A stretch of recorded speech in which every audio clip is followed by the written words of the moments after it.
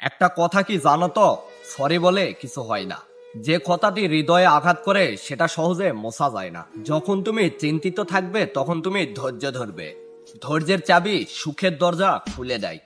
সামনে দাঁড়িয়ে ভরসা দেওয়ার লোক নেই, পাশে দাঁড়িয়ে পথ দেখানোর লোক নেই, কিন্তু পিছনে দাঁড়িয়ে সমালোচনা করার অনেক লোক আছে। যতই বড় হবে ততই বুঝবে এই পৃথিবীতে প্রয়োজন ছাড়া কেউ কারো আপন না। কখনো কোনো কাজে হাল ছাড়ো না।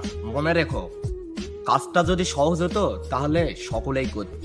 জ্ঞানীরা আগে চিন্তা করে তারপর কথা বলে, আর নির্বোধরা আগে কথা বলে তারপর চিন্তা করে।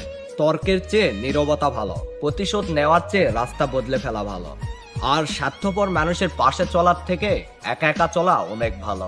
পৃথিবীর সবচেয়ে শক্তিশালী প্রতিশোধ হলো নিশ্চুপ থাকা। তাই বলে ভেবো না তুমি হেরে গেছো। মনে রেখো, জবাবটা ঠিক সময় দিবে। জীবনটা অনেকটা জ্যামিতির উপপাদ্যের মতো। চিত্র দেখলে মনে হয় অনেক সহজ, কিন্তু প্রমাণ করতে গেলে বোঝা যায় কতটা কঠিন। সময় বলে দেয় কে কার কতটা আপন।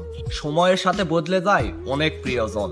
সময়ের সাথে বোঝা যায় কে আপন কে পর, কে বন্ধুত্ব আর কে স্বার্থপর।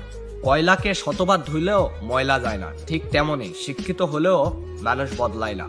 জীবনে পাওয়ার পর যদি আরো ভালো কাউকে পাওয়ার আশা করো, তাহলে একদিন দেখবে জীবনের সবচেয়ে মূল্যবান কাউকে তুমি হারিয়ে ফেলেছ। ভাগ্যকে আর কত কাঁদাবে, একদিন ভাগ্যই তোমাকে বলবে, যা, তোকে মুক্তি দিয়ে দিলাম। জীবন কি? জীবন আর ভালোবাসা বুঝতে আপনাকে 3টা জায়গায় যেতে হবে।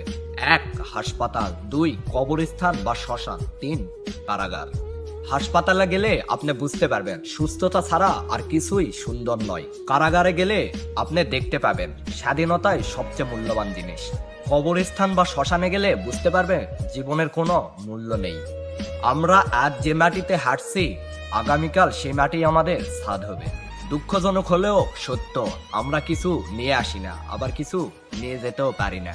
আয়না হলো মানুষের প্রকৃত বন্ধু। যার সামনে হাসলে সেও হাসে, যার সামনে কাঁদলে সেও কাঁদে, কিন্তু আঘাত করলে সে আঘাত করে না, বরং নিজেই ভেঙে যায়।